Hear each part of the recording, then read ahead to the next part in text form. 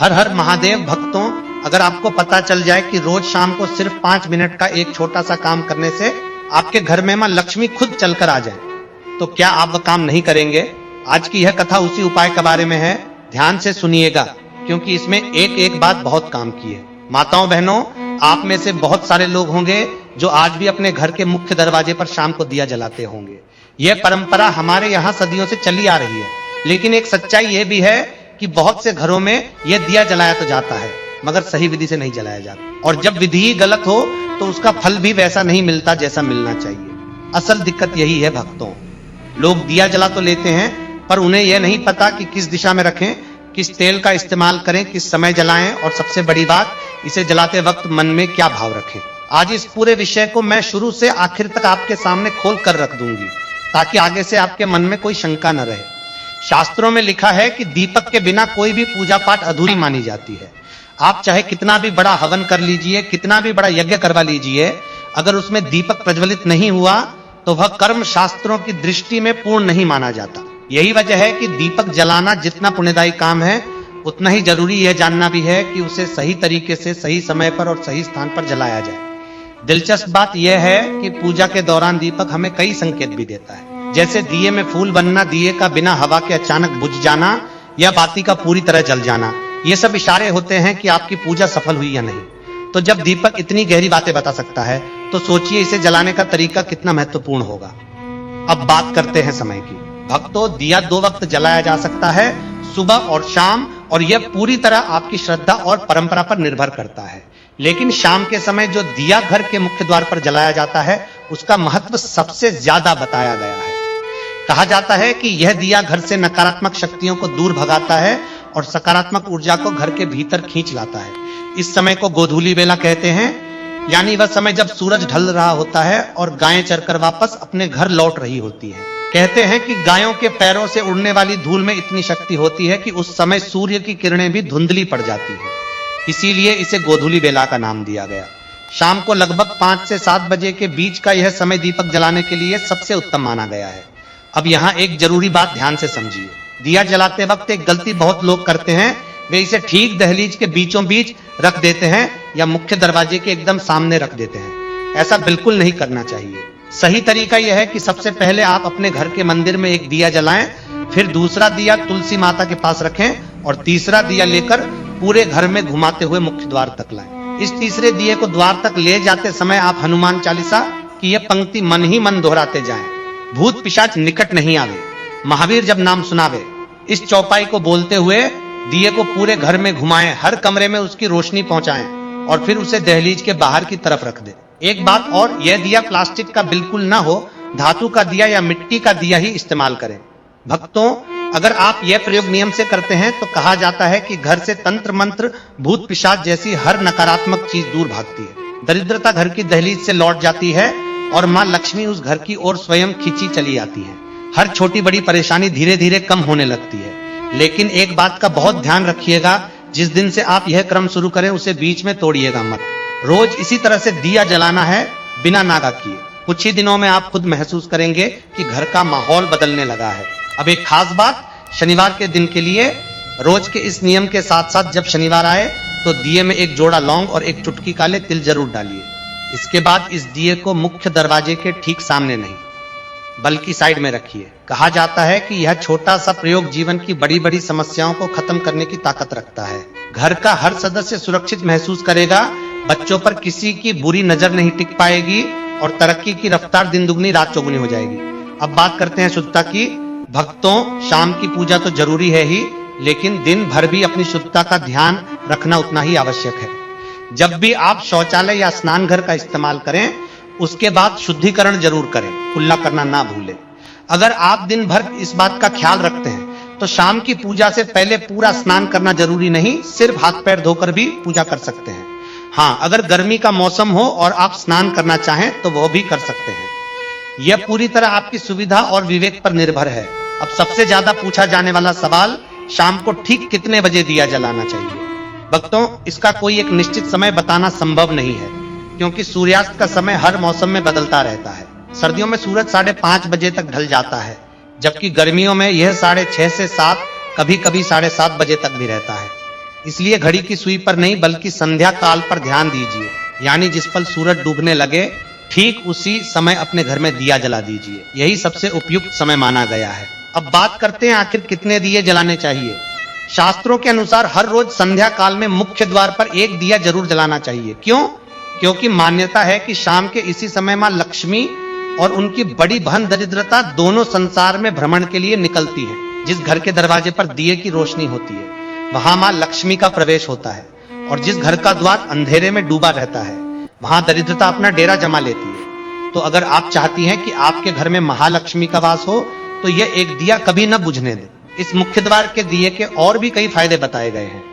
कहा जाता है कि इससे घर में किसी भी तरह की नकारात्मक ऊर्जा प्रवेश नहीं कर पाती। अगर घर में कोई वास्तु दोष है तो यह दिया उसे भी शांत करने में मदद करता है। जिन घरों में पितृदोष की वजह से रुकावटें आती रहती हैं वहां भी नियमित रूप से यह दीपक जलाने से राहत मिलने की मान्यता है। घर में बार बार बीमारी आना, आपसी कलह होना, आर्थिक तंगी बनी रहना, इन सब परेशानियों से मुक्ति पाने के लिए भी मुख्य द्वार का यह दीपक बहुत असरदार माना गया है। दूसरा दिया जैसा मैंने बताया तुलसी माता के पास जलाना है। मान्यता है कि अगर शाम को तुलसी की जड़ के पास अंधेरा रहे तो वहां दरिद्रता का स्थायी वास बन जाता है। लेकिन जिस घर में शाम को तुलसी के पास दिया जलता है वहां श्री हरि विष्णु और मां लक्ष्मी दोनों का वास माना जाता है। इसलिए कोशिश कीजिए कि तुलसी के पास दिया जलाना कभी न छूटे। तीसरा दिया घर के ईशान कोण में, यानी जहां आपने अपना घर का मंदिर बनाया है वहां जलाना है। कुल मिलाकर अगर आप रोज 2 से 3 दिए मुख्य द्वार पर तुलसी के पास और मंदिर में नियम से जलाते हैं तो विश्वास कीजिए घर की बहुत सारी उलझनें अपने आप सुलझने लगती हैं। अब आता है वह सवाल जो हर किसी के मन में उठता है, दिया किस चीज से जलाएं? सरसों का तेल डालें, तिल का तेल डालें या फिर शुद्ध गाय के घी का इस्तेमाल करें? भक्तों ध्यान से समझिए, सरसों का तेल हर जगह जलाने वाला तेल नहीं है। इसे कड़वा तेल कहा जाता है और यह खास तौर पर शनि देव के लिए उपयुक्त माना गया है। अगर आप शनिवार के दिन दीपदान कर रहे हैं, पीपल के पेड़ के नीचे दिया जला रहे हैं या भैरव बाबा की आराधना कर रहे हैं तो वहां सरसों के तेल दीपक जलाना उचित रहता है। बाकी सामान्य पूजा में देवी देवताओं के निमित्त जो दिया जलाया जाता है उसमें गाय का घी डालना सबसे उत्तम माना गया है। अगर शुद्ध गाय का घी उपलब्ध न हो तो आप बाजार में मिलने वाला साधारण घी या फिर तिल के तेल का भी इस्तेमाल कर सकते हैं। एक और महत्वपूर्ण बात, दिया कभी भी सीधे जमीन पर नहीं रखना चाहिए। दिए के नीचे थोड़े से चावल या कुछ फूल रखने की परंपरा है। अगर आप चावल का इस्तेमाल कर रहे हैं तो ध्यान रखिए कि वे टूटे हुए ना हो। मान्यता है कि खंडित चावलों का इस्तेमाल पूजा में करने से घर में दरिद्रता आती है, इसलिए हमेशा साबुत अखंडित चावल ही रखें। अगले दिन उन चावलों को उठाकर पक्षियों को डाल देना चाहिए। मंदिर वाले दिए को आप किसी छोटी थाली या पात्र में भी रख सकते हैं, लेकिन उसे भी सीधे फर्श पर रखने से बचें। अब बात करते हैं मंत्र की। दिया जलाते समय किसी न किसी मंत्र का उच्चारण जरूर करना चाहिए, क्योंकि शास्त्रों में कहा गया है कि मौन रहकर पूजा करना उचित नहीं माना जाता।